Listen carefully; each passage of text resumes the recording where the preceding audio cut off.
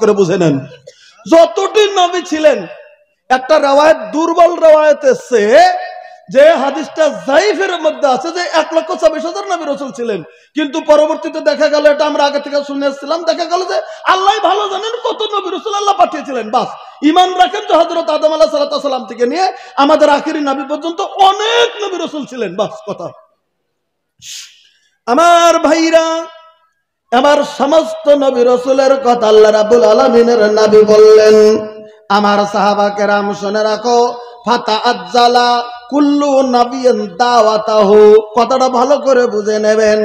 আল্লাহ রাব্বুল আলামিনের নবী বললেন, যত নবী রাসূলকে আল্লাহ পাঠিয়েছিলেন পৃথিবীর জমিনে, সমস্ত নবী রাসূলরাই তার পৃথিবীর নবীর জিন্দেগির কালানে, তাদের জিন্দেগি হায়াতে জিন্দেগিতে ওই কবুলিয়াতের দোয়াটা পৃথিবীর জমিনে রব্বুল আলামিনের কাছে তারা গ্রহণ করে নিয়ে গিয়েছে।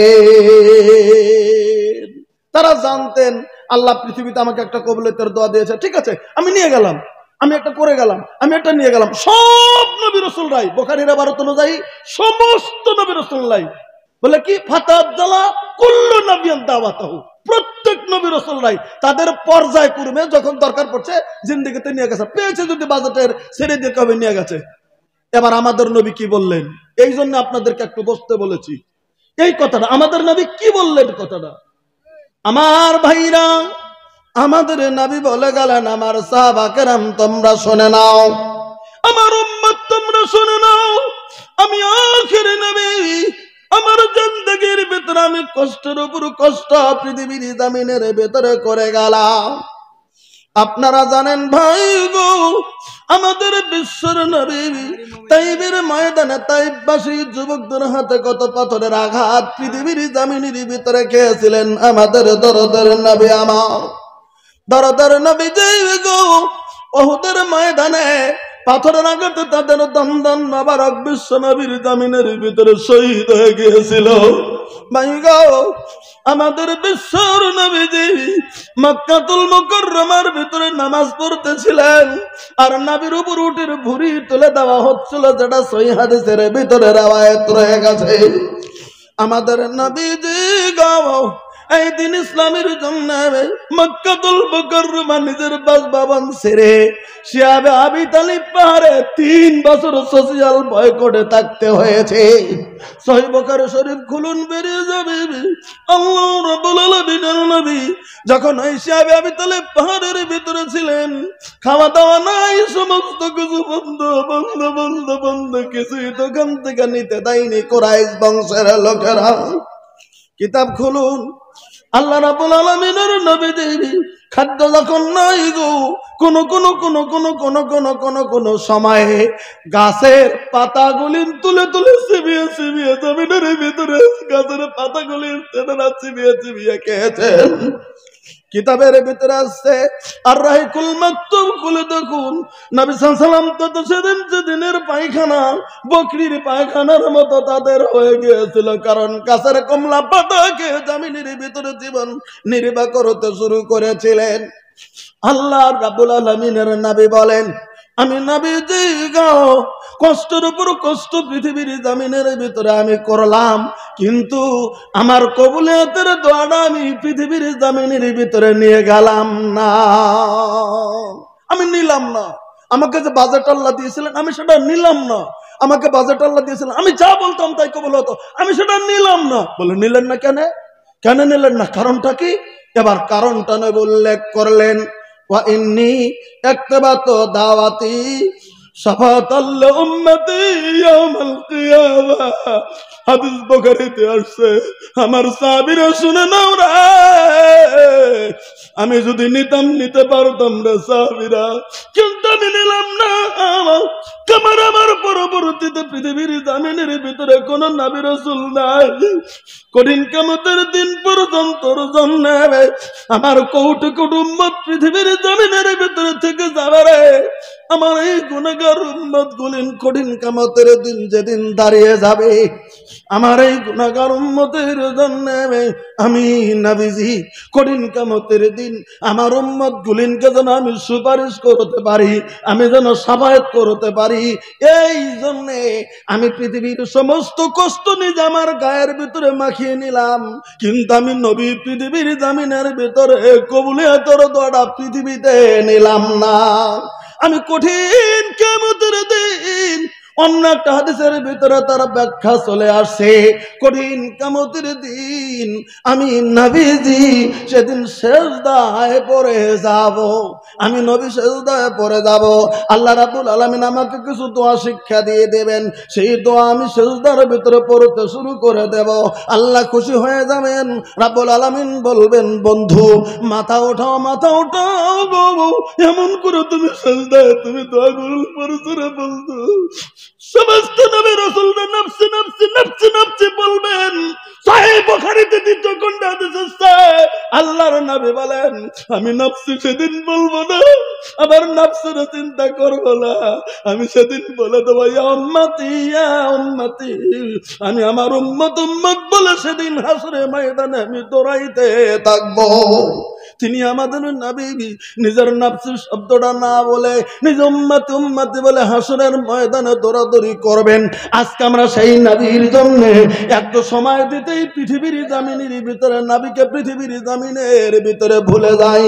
আল্লাহ রাব্বুল আলামিনের নবী তাই বললেন, আল্লাহ আমাকে কিছু প্রাইভেট দোয়া শিক্ষা দেবেন, আমি সিজদার ভিতরে দোয়াগুলি পড়ব, আল্লাহ খুশি হয়ে যাবেন। তখন আল্লাহ বলবেন, বন্ধু তুমি মাথা উঠিয়ে দাও, তুমি মাথা উঠাও। আমি আল্লাহ রাব্বুল আলামিনের নবী মাথা উঠাবো, আল্লাহ বলে দেবেন, বন্ধু তোমার আবদার কি আছে তুমি বলো। সেদিন আমি রব্বুল আলামিনের কাছে বলে দেবো, আল্লাহ গো আল্লাহ, আপনি মনে করে দেখেন, আপনি তো জানেন পৃথিবীর জমিনে প্রত্যেক নবী রাসূলকে একটা করে কবুলিয়াতের দোয়া দিয়েছিলেন। সমস্ত নবী রাসূলরা তাদের বাজেটের দোয়াটা পৃথিবীতে নিয়ে গিয়েছিল, কিন্তু আমি নবীজি আমি নেই নাই বাকি রেখেছিলাম আমার উম্মতের জন্য। আল্লাহ গো আজকে ওই বাজেটের দোয়াটা আমি চাই কঠিন কিয়ামতের দিনে, আজকে আমার গুনাহগার উম্মতের আপনি সুপারিশের ব্যবস্থা করে দেন গো আল্লাহ, আমাকে ব্যবস্থার ব্যবস্থা আপনি করে দেন। আল্লাহ রাব্বুল আলামিন সাল্লাল্লাহু বলছেন, ফাইন্নাহু নাইলাতান ইনশাআল্লাহ, সেদিন আল্লাহ আমাকে দেবে, আর সেটা করার মতো ব্যবস্থা আমাকে আল্লাহ রাব্বুল আলামিন দান করে দেবে। নারে তাকবীর! কঠিন কিয়ামতের দিন কোটি কোটি উম্মত যেদিন আল্লাহ রাব্বুল আলামিনের নবীর সুপারিশ আমরা সেদিন পেয়ে যাব। আল্লাহ রাব্বুল আলামিনের নবী আমাদের জন্য সেদিন সুপারিশ করবেন।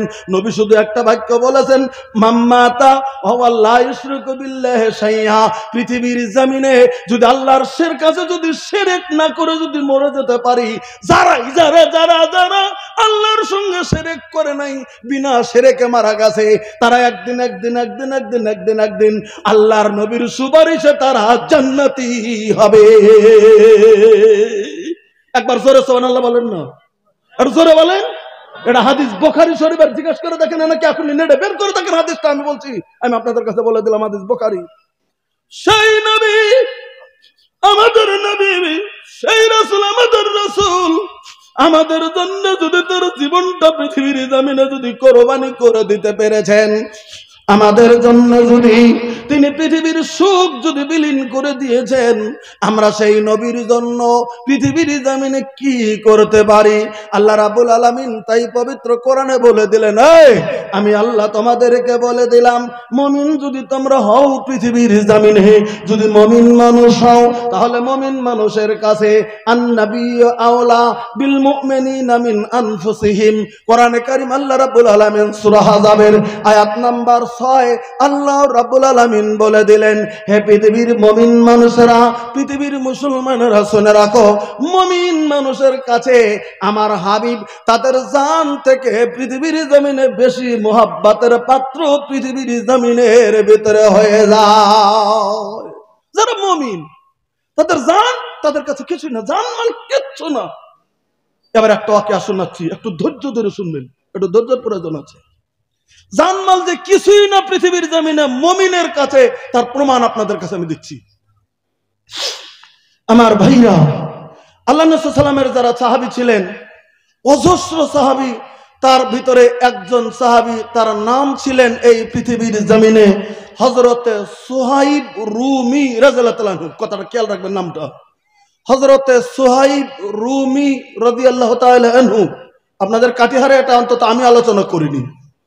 হযরতে সুহাইব রুমি রাদিয়াল্লাহু তাআলা আনহু সাহাবীটার নাম। এই সাহাবী কি দেখাচ্ছেন পৃথিবীর জমিনে? আমার ভাইরা, হযরতে সুহাইব ছিলেন পৃথিবীর জমিনে আরব বংশোদ্ভূতের একটা ছেলে। তার বাপ ছিল সিনান বিন মালিক। ওই হযরত সুহাইব রুমির বাবার নাম সিনান বিন মালিক।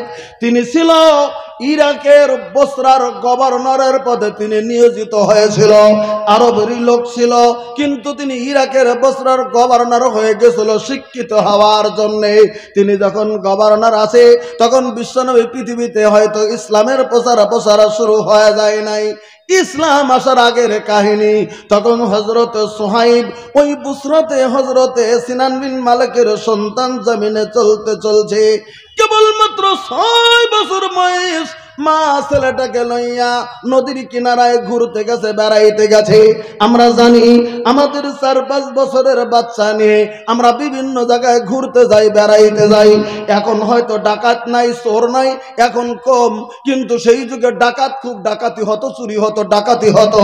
হযরতে সিনান বিন মালিকের স্ত্রী সুহাইব রুমির মা ছেলেকে সঙ্গে করে নিয়া নদীর কিনারায় ঘুরতে গেলে ডাকাতের দল এসে হামলা করেছে। অনেকের কাছ থেকে অনেক জিনিস নিয়েছে, ডাকাতি করে নিয়েছে। সে যুগে মানুষগুলিন, ছোট ছোট বাচ্চাগুলিন দাস বিক্রি করা হতো। তাই সিনান বিন মালিকের ছেলে এই সুহাইবকে মার কোলে থেকে টান দিয়ে 6 বছরের বাচ্চাটাকে ছিনে নিয়ে গেছে। মা রয়ে গেল, তার বাবা রয়ে গেল, ছেড়ে দেন। এই ছেলেটাকে নিয়ে যাইয়া এই ডাকাতের দলেরা অন্যের কাছে বিক্রি করে দিল দাস হিসাবে। একটা গভর্নরের ছেলে গোলাম হিসাবে অন্যের হাতে বিক্রি হয়ে গেল। উনি আর এক জায়গায় বিক্রি করলো, উনি আর এক জায়গায় বিক্রি করলো। এমন বিক্রি করে করে করে করে বর্তমান গ্রিক দেশের আজারবাইজান বাজারে ওই হযরতে সুহাইব রুমিকে বিক্রি করে দেওয়া হলো। ছোট্ট ছেলেটা গোলাম হিসাবে বিক্রি হতে হতে হতে গ্রিকের ময়দানে বিক্রি হয়ে গেল, যেখানে খ্রিস্টান রাজ্য খুবই জমিনের ভিতরে বেশি শাসিত চলত। একটা বাড়িতে তিনি রাখাল হিসাবে, দাস হিসাবে থাকতে শুরু করে দিলেন। কিন্তু একজন গভর্নরের ছেলে বেরেন, কিন্তু গভর্নরের মতোই একটি ছেলে, চেহানি মানুষের ছেলে। বেরেনটা কিন্তু চেহানি অবস্থায় আছে জমিনের ভিতরে, যদিও রাখাল, তার কার্য হঠাৎ করে হয়ে গেছে দাস, কিন্তু তার বুদ্ধিমত্তা বিরাট বড় জ্ঞানী মানুষের মতো। ছেলেটা ছোট থেকেই মনে মনে মনে মনে ধারণা করে, আমি যদিও পৃথিবীর জমিনের ভিতরে মানুষ, আমি ধর্মকে পৃথিবীর জমিনে অগ্রাধিকার দিতে হবে। তখন ছিল খ্রিস্টান ধর্ম, তাই তালাশ করতে শুরু করে দিল কোথায় আছে খ্রিস্টান যাজক, ইনি অন্যের দাসত্ব করে। আবার মধ্যে মধ্যে ওই খ্রিস্টান যাজকের কাছে খ্রিস্টানের দিনের তালিম নিয়ে নাই। এত সুন্দর করে তালিম নিতে শুরু করলেন, থাকতেছে হঠাৎ করে খ্রিস্টান যাজক বৃদ্ধ হয়ে গেছে, একদম মরে যাবে অবস্থা। একদিন এই ছেলেটাকে বিশ্বাস করে ডাক দিয়ে সুহাইবকে বলছে, সুহাইব। দাসটা বলছে, কি ওস্তাদ, কি বলছেন গুরু? এত সম্পর্ক হয়েছে এর সঙ্গে, একটা দাসের সঙ্গে। গুরু বলছে, একটা কথা তোমাকে আমি বলে দিয়ে যাই, একটা হক কথা বলে দিয়ে যাই। কি বলেন?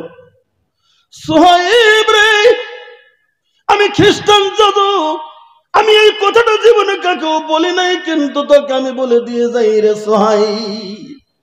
আমার মনে হয় এখন তো আসার সময় হয়ে গেছে। আখেরি নবী দেবী, তার নাম হবে মুহাম্মদ, বাবার নাম হবে আব্দুল্লাহ। ওই ছেলেটা মক্কাতুল মুকাররমা খেজুর গাছের বাগানের এরিয়ায় জন্মগ্রহণ করবে।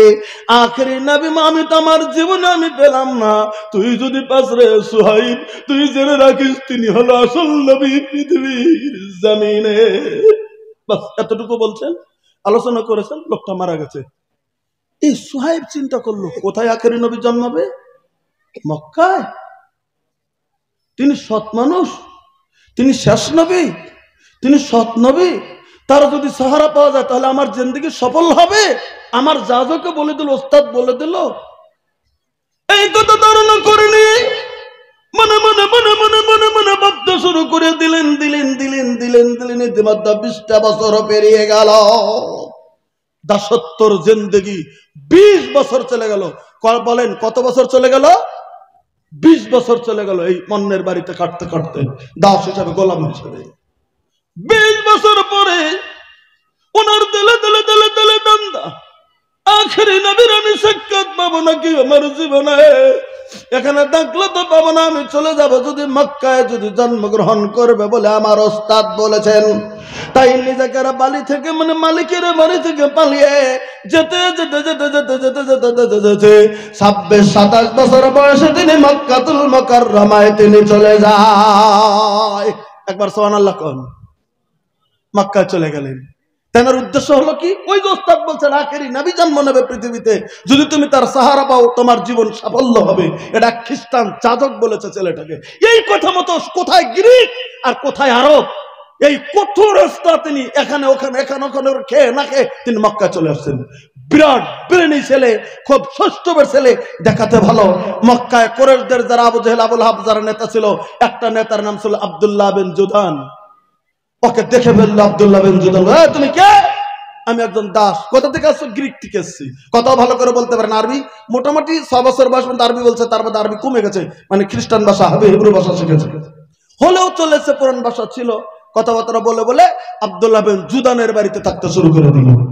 বয়স হয়ে গেছে, ভালো, ব্যবসা জানে ভালো, বুদ্ধিমত্তা ভালো। বলছো তুই আমার ব্যবসাটা দেখাশোনা কর, তোর যদি কেউ নাই তাহলে আমার বাড়িতে তুমি থাকো, দেখাশোনা করো।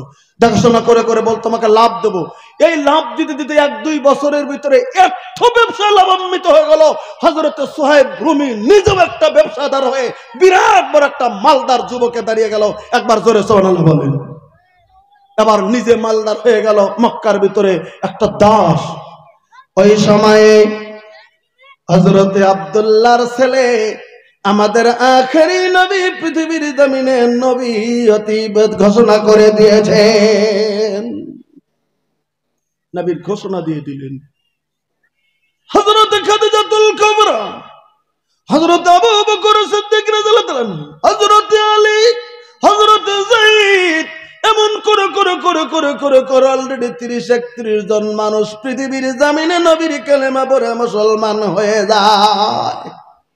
ওই সময় ওই হযরতে সুহাইবের কানের ভিতরে বিশ্ব নবীর আওয়াজটা বারবার ডাঙ্কায় বাড়ি লেগে যায়। আমার যাজক বলেছে গো, আখেরি নবী হবে, তার নাম মোহাম্মদ, বাবার নাম আব্দুল্লাহ। নামটা তো মিলে গেল, কিন্তু কিছু চেহারা কিছু নিদর্শন বলেছিলেন। আমি যাব লোকটাকে দেখবো। আমার যাদকের কথা মতো এই লোকটার বাদব কায়দা ব্যবসা তার ব্যবহার মিলে কি না। একদিন সকাল বেলাতে তিনি দুক দুক দুক দুক করে আল্লাহ রাব্বুল আলামিনের নবী দারুল আরকামে আছেন। ইনদামিন সময়ে এই 33 নাম্বার সিরিয়ালে যাইয়া এই সুহাইব রুমি আল্লাহ রাব্বুল আলামিন নবীর ঘরের দরজায় দাঁড়ানো। হঠাৎ করে তার একজন বন্ধু হযরতে ওই আম্মার রাদিয়াল্লাহু তাআলা আনহু, তিনিও সে জায়গায় দাঁড়ানো। বলে তুমি কেন আসছো? বলে লোকটার সঙ্গে দেখা করে আসছে। বলে ঠিক আছে চলো। এবার ভিতরে যে আল্লাহ রাব্বুল আলামিনের নবীর কথা শুনে নবীর চেহারা দেখে বুঝতে পারলেন আমার আজ থেকে 20 বছর আগে, আমার আজ থেকে ওই যে 10-15 বছর আগে আমার যাজক যে কথা বলে দিয়েছিলেন, যেমন চেহারার কথা, যেমন তার আদর্শের কথা, যেমন তার কথাবার্তার কথা, যেমন তার ব্যবহারের কথা, যেমন তার লক্ষণের কথা 100% মিলে গিয়েছেন। তাহলে ইনি আখেরি নবী। তাই বিশ্ব নবীর কাছে বাইত করে কালেমা পড়ে সঙ্গে সঙ্গে তিনি মুসলমান হয়ে যায়। একবার জোরে সুবহানাল্লাহ কোন। হযরত সুহাইব রুমি 33 নম্বর সিরিয়াল করে তিনি মুসলমান হয়ে গেল। এবার তিনি বলতেছেন, আমি যদি মুসলমান হয়েছি আমি চুপে চুপে থাকবো না। সবার কাছে ঘোষণা দিয়ে দিলে আমি সুহাইব রুমি, আমি নবীর কালিমা পড়ে জামিনে মুসলমান হয়ে গিয়েছি,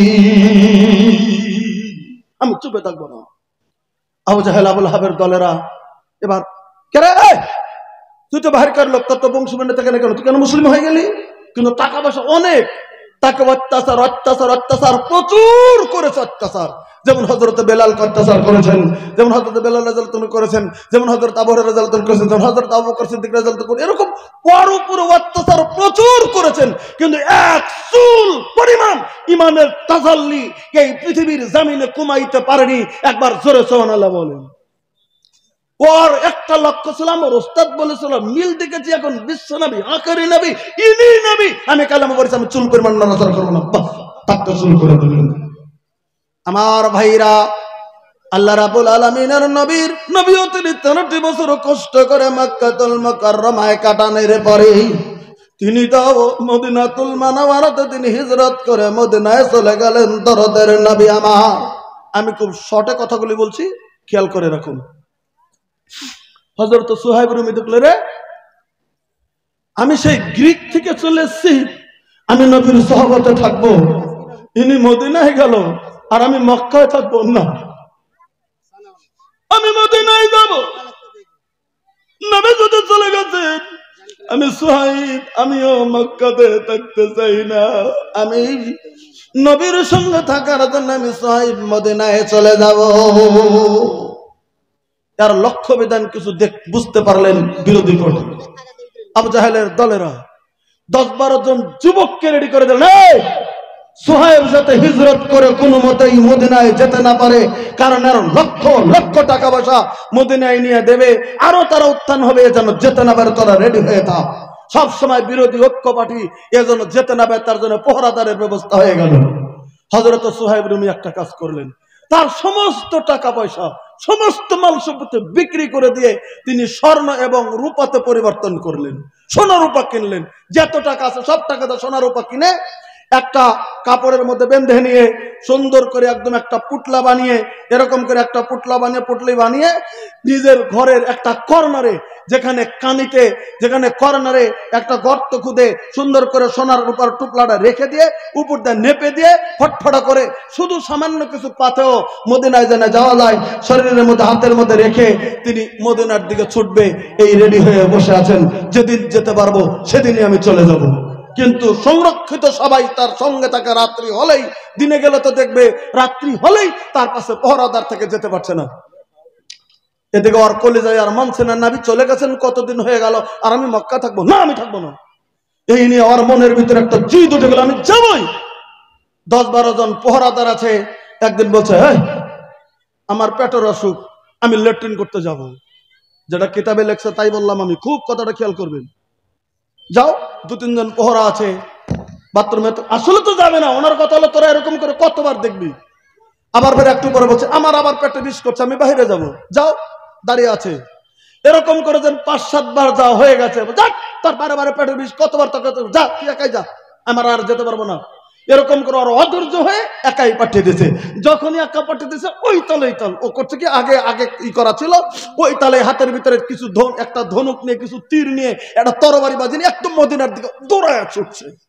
একটু পরে দেখছে কে আসে না, কেন গেল কোথায় সুহাইব, আসছে না কেন লোকটা, কই নাই নাই নাই নাই, এই তো ঘোড়া ছুটলো, ই ছুটলো, যে ধরে না দিতে পারলে তো আবার বড়রা আমাকে কালকে আমাদের বিচার করবে, এই তো ছুটলো, অনেক দূর চলে গেছে, ওকে একদম আগা সামনে ঘেরাও করে ফেললো।